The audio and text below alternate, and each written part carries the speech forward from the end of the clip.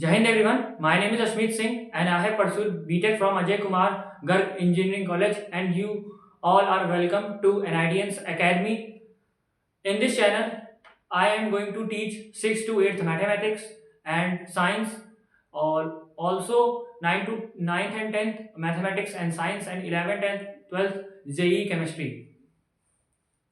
In this channel, this is a orientation session of you all guys. You all guys need to aware about what is going to happen in this channel.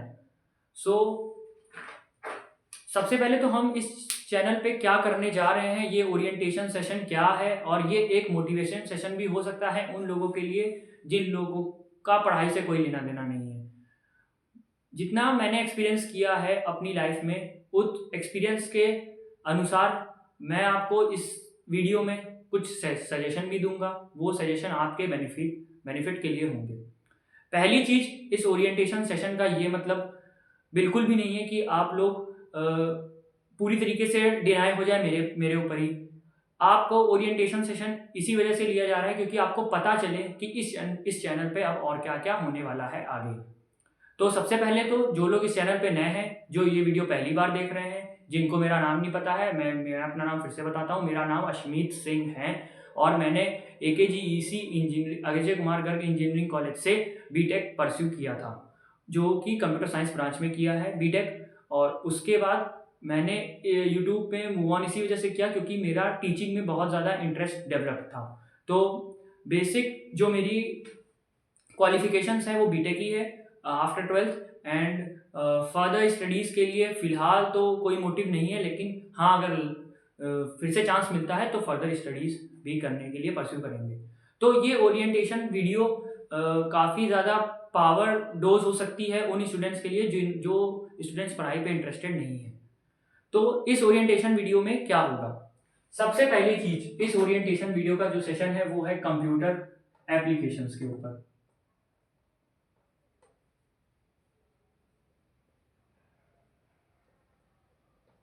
दूसरा है हमारी academics.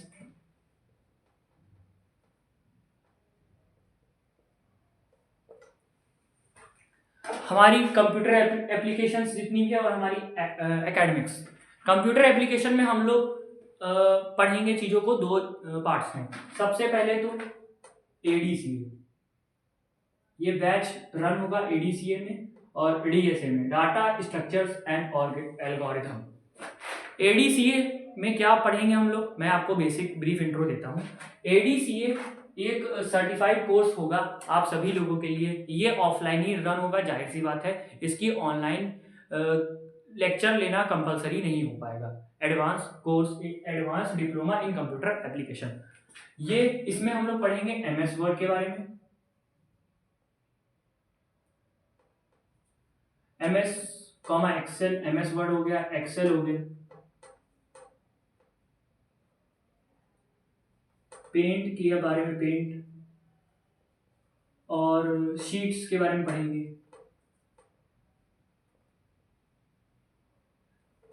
और etcetera, keyboard कैसे fast typing कर सकते हैं हम लोग, और भी सारी चीज़ें के बारे में हम लोग इसमें ADCA वाले कोर्स में पढ़ेंगे। ये है 1 ईयर का प्रोग्राम।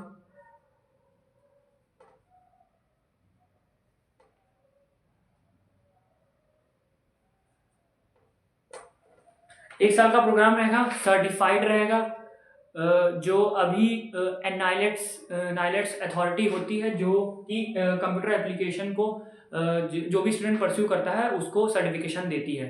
तो फिलहाल की जो सर्टिफाइड होगा वो खुद की तरफ से ही सर्टिफाइड मिलेगा, लेकिन फर्दर ईयर्स के बाद, जैसे साल भर या 2 साल में अप्रॉक्स, क्योंकि नाइलेट्स का एग्रीगेशन मैंने फॉर्म फिलअप कर दिया है, उसका वेरीफाइड होने में टाइम लगेगा। तो अगर इसी साल अपडेट हो जाता है, इसी साल मतलब ऑर्डर पास हो जाता है, तो इसी साल आपको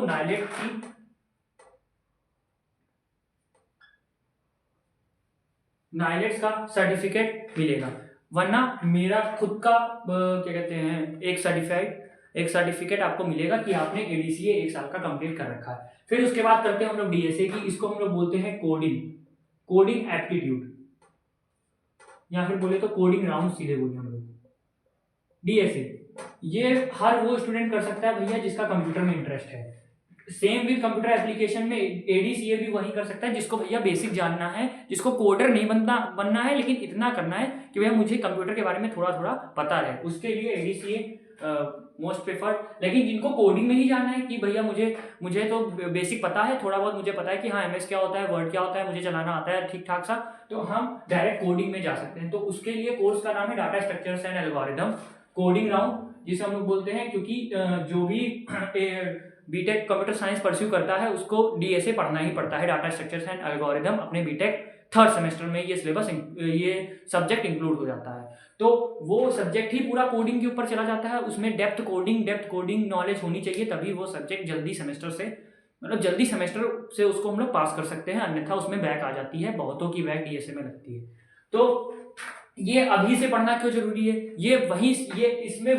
इसमें वही पर्सन आए जिसको पूरी तरीके से वो कोडिंग में रिलाय होना चाहता है कि हमें आ जाके सीएस ब्रांच ही लेनी है, बीटेक ही करना है, सीएस से ही करना है, और मुझे कोडिंग में बहुत इंटरेस्ट है। इसमें हम लोग स्टैक्स पढ़ेंगे, क्यूज पढ़ेंगे, एरे पढ़ेंगे, जितने भी डाटा स्ट्रक्चर्स होते हैं सारे हम लोग इसमें कवर करेंगे। ये भी ऑफलाइन कोर्स रन होगा, ये भी ऑफलाइन कोर्स रन होगा, ये भी ऑफलाइन कोर्स रन होगा। अगर YouTube चैनल में 5000 से ऊपर सब्सक्राइबर पहुंच जाते हैं तो ये वाला कोर्स आपका YouTube में रन हो जाएगा।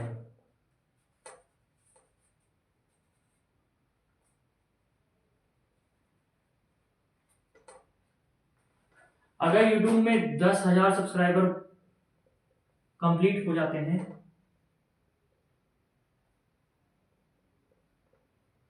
तो आपका डीएसए एकदम फ्री ऑफ कॉस्ट YouTube में, जो मैं ही पढ़ाऊंगा सब्जेक्ट दोनों, कंप्यूटर एप्लीकेशन भी और डाटा स्ट्रक्चर्स एंड एल्गोरिथम भी, एकदम फ्री में और फ्री ऑफ कॉस्ट।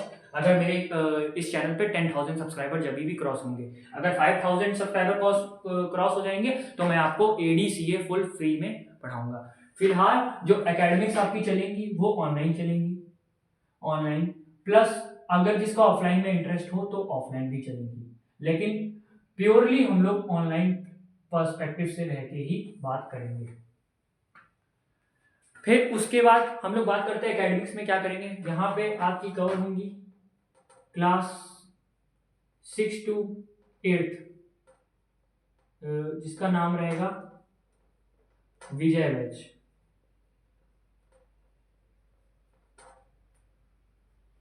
अगर YouTube में लेक्चर अपलोड होगा तो विजय बैच के नाम से ही लेक्चर अपलोड होगा, आपको पता चल जाएगा कि ये भैया मेरी क्लास का लेक्चर अपलोड हो चुका है, क्लास 6 to 8 वाला।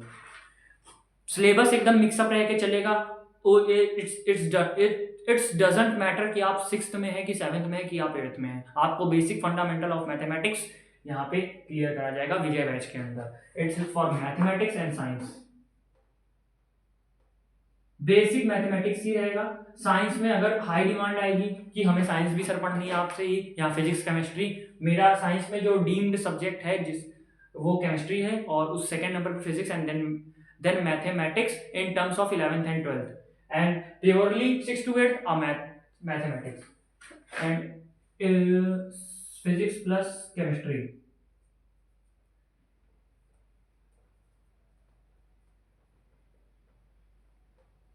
हालांकि इसमें साइंस ही पूरी चलती है, लेकिन साइंस में भी बायोलॉजी का पार्ट हटा दे, फिजिक्स और केमिस्ट्री इस चैनल पे अपलोड हो सकती है अगर हाई डिमांड होगी तो, for high demand.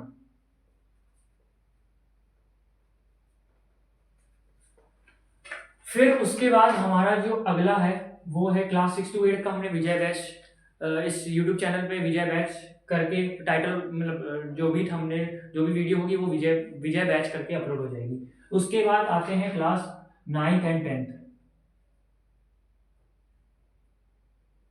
Class 9th और 10th के लिए हम लोग जो इस YouTube चैनल पे जो बैच रन होगा वो होगा Udaan batch for class 9th 10th। 11th 12th only JEE and NEET. Twelfth का बोर्ड्स का कोई यहाँ पे सेशन नहीं रहेगा, केवल और केवल जेई और नीट पर्सपेक्टिव से रहेगा, यानी कॉम्पिटिटिव एग्जाम।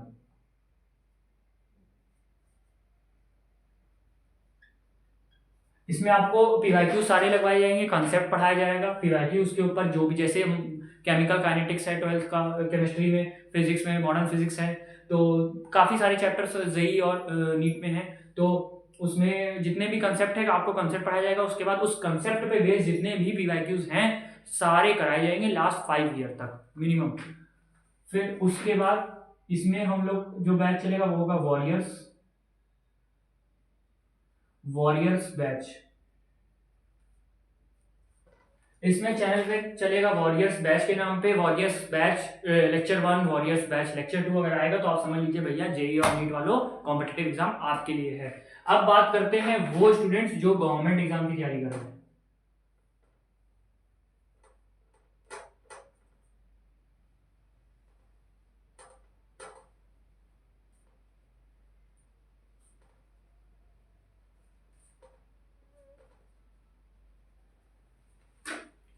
इनके लिए यही क्या कहते हैं, विजय बैच भी रह सकता, विजय बैच प्लस उड़ान बैच।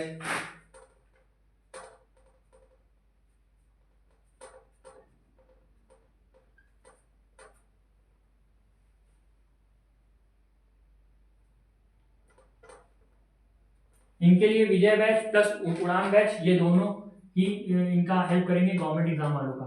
इसमें इन दोनों बैचेस में ही शॉर्ट ट्रिक्स आपको बताई जाएंगी सारी कैलकुलेशन की।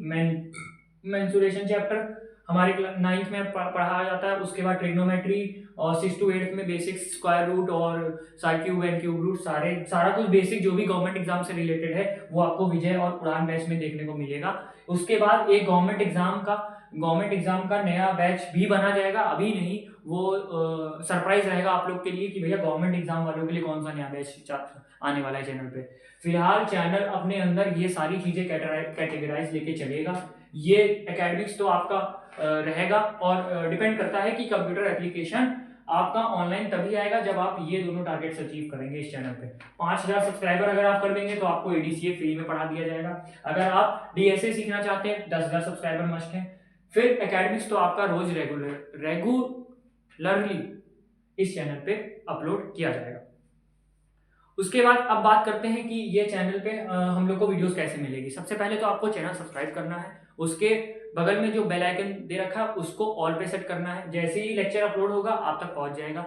और यहाँ पे हम लोग फिलहाल जो ये बैचेस हैं वो अपकमिंग सेशन के लिए हैं, लेकिन आपको रिवीजन पर्सपेक्टिव से एक 1 शॉट में पूरा चैप्टर खत्म हो जाए 6 to 8 वालों का, तो भैया शुरू हो जाना है हम लोग को कल ही से। तो कल से हम तो शुरू हो जाएंगे, आप तभी शुरू हो पाएंगे जब आप पे वो तक वीडियो पहुंचेगी। तो आप तक वीडियो पहुंचाने का जल्दी से जल्दी यही मतलब है कि आप भैया चैनल में जुड़ जाइए और चैनल पे जो बेल आइकन है उसको दबा दीजिए। एनुअल एग्जामिनेशन में अच्छा स्कोर आपको लाना है, आप जहाँ पे हैं प्रेजेंट में इससे ऊपर ही उठना है, इससे नीचे कभी नहीं गिरना है। जैसे हम आपको एक एग्जाम्पल देते हैं, मैं आपको अपने क्लास 12 की बात बताता हूँ, फिजिक्स में बताता हूँ, केमिस्ट्री में बताता हूँ और मैथमेटिक्स में भी बताता हूँ। फिजिक्स में पहले बात करते हैं केमिस्ट्री में ये हुआ था मेरे साथ कि जब हम क्लास 12 में थे तो स्टार्टिंग में काफ़ी ज़्यादा जो हम्बल्स आता है 11 to 12 या फिर 10 to 11 जंप करने में, वो भी देखने को मिला था। जैसे हम लोग 10th में अभी तक बेसिक मैथमेटिक्स पढ़ते थे, मेंसुरेशन, ज्योमेट्री, फिर उसके बाद जैसे ही 11th आ जाता है तो उसको हम लोग बोलते हैं भैया ब्रिज आ गया। उसके बाद जब 11th का जो ग्राफ आता है वो ऐसे चलता है, जब आप 10th से 11th में जाएंगे तो आपको ग्राफ ऐसे देखने को मिलेगा, या ये आपका रहेगा 11th क्लास का, और फिर ये आपका धीरे धीरे 12th क्लास में आप ग्रोन अप हो जाएंगे कि आप इकट्ठे इतने सारे चैप्टर को पढ़ के और बोर्ड एग्जामिनेशन में बैठ सके। तो 11th मेरे लिए भी भाई चैलेंजिंग समय था। फिर उसके बाद 11 to 12 एकदम स्मूथ समय गया, लेकिन केवल एक करना चीज नहीं छोड़ी, वो है मेहनत। मैं आपको अपना 10th का रिजल्ट बताता हूँ। मैंने 10th पास किया था 2024 में मैंने 12th अपना 10th पास किया था 2024 में। अब तो ये भी बता सकते हैं कि 2024 में मैंने 10th पास किया था, तो इसमें क्या कहते हैं 2 टर्म में पेपर हुआ था, एक हुआ था टर्म 1, एक हुआ था टर्म 2, 2 टर्म में पेपर हुआ था। फिर उसके बाद 12th मैंने अभी पास आउट किया है 2026 में, 2020 नहीं 2000 22 में 10 पास किया था क्योंकि कोविड तभी था, 24 में मैंने 12 पास किया था, ठीक है। और अब इसमें पेपर सिंगल ही पेपर हुआ था, तो यानी कि इसमें डायरेक्ट बोर्ड एग्जाम हम लोग लिख सकते हैं, और इसमें 2 टर्म में पेपर हुआ था। तो यहाँ से जर्नी स्टार्ट होती है और अब यहाँ तक गई है। अब फिलहाल का जो मुझे ग्राफ देखने को लग रहा है वो फिलहाल का ग्राफ ऐसे चला जाएगा। अब ये यहाँ से यहाँ तक का जंप और अब यहाँ तक का जंप कैसे लाइफ में हुआ। 10th का टर्म 1 का पेपर होता है, एमसीक्यू पेपर था, मल्टीपल चॉइस क्वेश्चंस जिसमें पूछे जाते हैं। मैंने भी पढ़ा वढ़ा कुछ था नहीं, 10th तक तो बिल्कुल भी नहीं पढ़ा था। उसके बाद मैंने भी जो पेपर सॉल्व किया, यानी पेपर जो अटेम्प्ट किया वो जैसे 3 या फिर 3 आवर्स का पेपर था, उसमें मैंने 2 घंटे पेपर खत्म। एग्जामिनेशन में जो इन्विजिलेटर होता है वो बोलता है सर आपने बड़ी जल्दी पेपर कर लिया है, या तो आपको सब आता है या तो आपने सब तुक्के में करा है। तो मैंने सोचा, मैंने कहा सर आप पहला वाला ऑप्शन तो सही गलत बोले, लेकिन दूसरा जरूर सही बोल रहे हैं, सब तुक्के में पेपर कर दिया। इसमें जो परसेंटेज बनती है वो बनती है 49%। Yes, 49% in class 10th term 1 examination. उसके बाद टर्म 2 में जो परसेंट बनती है वो बनती है 70, मतलब ओवरऑल जो परसेंटेज बोर्ड की रहती है वो है 70.8। हाँ, इतनी थी, 70.80% थी क्लास 10th में। उसके बाद क्लास 10th में टर्म 2 का आया स्कोर। अब टर्म 1 थोड़ा सा मतलब एमसीक्यू था तो उसमें गलत होने के चांस ज्यादा थे, लेकिन टर्म 2 हो गया सब्जेक्टिव और इसका वेटेज भी उठा दिया। मतलब टर्म 2 50-50 था, लेकिन इसका वेटेज 70-30 कर दिया। तो जिस बच्चे ने टर्म 2 थोड़ा बहुत भी सही कर लिया होगा, टर्म 1 बेकार किया होगा, जाहिर सी बात है उसका परसेंटेज उठ जाएगा। टर्म 2 में 75.8 बन गए। बस केवल लगातार मैथ्स को पढ़ते गए, लगातार साइंस पढ़ी, सोशल स्टडीज के कितने सारे नोट्स बनाए। अभी बताएंगे कि नोट्स कैसे बना सकते हैं 6 to 8 वालों। एक नोट्स कॉपी आपकी होनी चाहिए हर एक पर्टिकुलर इंडिविजुअल सब्जेक्ट के लिए।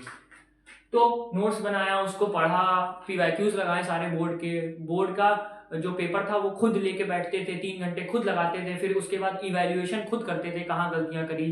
फिर गलतियों से सीखते 75.8 यानी वो ब्रिज जो क्लास 11 में मैथमेटिक्स लेने का होता है वो क्रॉस कर दिया, बिना किसी फीस के, बिना किसी एक्स्ट्रा चार्जेस के। क्लास 11 में अच्छे से मैथ मिल गई, मतलब मैथ मिल गई अच्छी खासी, यानी कि कोई फालतू मनी नहीं देना पड़ा कि भाई 60 से कम है तो 5,000 रुपीज लगेंगे, 10,000 लगेंगे, 50,000 लगेंगे। तो 11th में मैंने पीसीएम ले लिया। उसके बाद अब पीसीएम ले तो लिया, अब पढ़े कैसे। तो धीरे धीरे जैसे ही टाइम बीतता गया, मेहनत करते गए, लगातार एफर्ट्स मारते चले गए। 11th में रैंक 1 आई पूरी क्लास से, और अकेले एक हम ही स्टूडेंट थे जिसको पूरी क्लास से रिपोर्ट कार्ड मिला था, बाकी लोगों को तो रिपोर्ट कार्ड भी नहीं दिया था स्कूल वालों ने। फिर उसके बाद क्लास 12 के बोर्ड से स्टार्ट होते हैं। बोर्ड से ठीक पहले मेरी पूरी जो स्ट्रैटेजी थी वो बोर्ड्स की तरफ अलाइन होगी कि भैया मुझे बोर्ड्स में अच्छा स्कोर करना है। बोर्ड्स का एक भी सवाल नहीं था, माइंड माय वर्ड्स, एक भी सवाल ऐसा नहीं था जो बोर्ड्स में मुझे ना आता हो। फिजिक्स की बात हो चाहे केमिस्ट्री की बात हो, मैथ्स में, हाँ मैथ्स डिफिकल्ट वाकई में ही थी 11th 12th की भी। 11th की तो कुछ ज़्यादा ही थी, 12th की तो फिर भी थोड़ी सी कम थी। तो मैथ्स में भी इतना था कि अच्छा खासा स्कोर आ गया था। रही बात केमिस्ट्री की, तो ऑर्गेनिक केमिस्ट्री की एक एक रिएक्शन, माइंड माय वर्ड्स, ये पूरी कॉपी है, ये पूरी कॉपी आधे घंटे के अंदर पढ़ जाती थी, और हर दिन पढ़ी जाती थी सुबह में, आधे घंटे के अंदर पूरी कॉपी खत्म। तो इतनी स्पीड आ गई थी, इतनी एक्यूरेसी आ गई थी, इतनी जल्दी प्रॉब्लम सॉल्व होते थे। टीचर बोर्ड में लिखता नहीं था, क्वेश्चन आंसर पहले रेडी था केमिस्ट्री में। भैया ये रिएक्शन कौन सी है, हाफमैन ब्रोमाइड, ये रिएक्शन कौन सी है, गैब्रियल थैलामाइड। ऐसे करके रिएक्शन रट गई थी, बिल्कुल इतनी तेज रट गई थी कि अगर रात में सो रहे हो, पूछे गैब्रियल थैलामाइड क्या है, तो बता देंगे methylamide is reacted to this and this. लेकिन अभी भी 2 साल हो गए, अभी भी वैसा फ्लो बरकरार है। एक बार कॉपी उठाने की देर है, पूरा सब ऑन टू द माइंड। तो ऐसे पढ़ाई करी थी, ऐसी सॉलिड पढ़ाई करी थी कि वो पढ़ाई आज तक याद है। तो ये मेरी छोटी सी जर्नी का एक ब्रीफ इंसिडेंस था जो मैंने आप सभी से शेयर किया है। इस इंसिडेंट से हमें यही सीखने को मिलता है कि भैया मेहनत करते रहो, मेहनत ऐसे करो कि सक्सेस खुद मिल जाए। मेहनत तो गधा भी करता है और मेहनत शेर भी करता है, मेहनत सबको ही करता है। गधा कैसे मेहनत करता है, रट रटा के, भैया रट्टा मार लिया, पास हो गए, एनुअल एग्जामिनेशन में निकल गए, पास हो गए, रिवीजन में आ गया, हो गया, मेरा बेड़ा पार हो गया, रिवीजन मिल गया, टीचर ने अच्छे क्वेश्चन दे दिए, वही क्वेश्चन अगले दिन एग्जाम में मिल गए। ये मैं अपनी लाइफ की भी स्टोरी बता रहा हूँ, अपने ही लाइफ की स्टोरी मैं शेयर कर रहा हूँ। रिवीजन मिल गया, अगले दिन वही क्वेश्चन पेपर में मिल गया, और भैया अगले दिन तो टिक हो गया कॉपी में, लाल लाल जो एग्जामिनेशन की कॉपी थी बोर्ड्स प्री बोर्ड्स की, या फिर कोई भी एग्जामिनेशन कॉपी थी, भैया टिक हो गया, काम खत्म, प्री बोर्ड में आ गए 70 में से 65।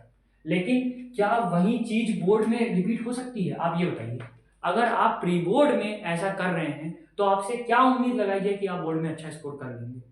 तो भैया फालतू के जो चक्कर हैं उसमें मत पड़ो कि भैया रिवीजन आ रहा है तो अगले दिन वहीं आ जाएगा। आ सकता है, नहीं भी आ सकता है, कोई इसकी गारंटी नहीं है। टीचर केवल पढ़ाता है, और उसका काम ही होता है कि पढ़ाना और गाइड करना। आप लोग का काम है एफर्ट्स करना, तो आप अपने एफर्ट्स दीजिए, और जाहिर सी बात है अगर आपके एफर्ट्स हैं और सही डायरेक्शन में हैं तो एक दिन सक्सेस आपको मिल ही जाएगी। तो जिस कंसेप्ट से मैथमेटिक्स पढ़ाई जाएगी, आप विश्वास मानेंगे ये चैनल अपने आप ही आपसे सब्सक्राइब हो जाएगा। भूलेंगे ही नहीं कि कौन पढ़ा के गया था मैथ और कैसे मैथ पढ़ी जाती है अब तक। मैथ्स का नाम ही नहीं रहेगा, मैथ्स का नाम हो जाएगा मौज। ये अभी हम लोग तो बोल रहे हैं यहाँ मैथ्स पढ़ाई जाएगी, मैथमेटिक्स लिखा है 6 to 8, यहाँ लिखेंगे मौज 6 to 8। ये मौज नया सब्जेक्ट है, मैथ्स नहीं है, मैथ्स का रिप्लेस कर दिया मौज। ऐसे मौज करा देंगे मैथमेटिक्स में। बने रहो चैनल में, चैनल पे पहली बार आ रहे तो भैया सब्सक्राइब कर दो फटाफट से। चलो फिर मिलते हैं अगली किसी वीडियो में, तो बाय बाय।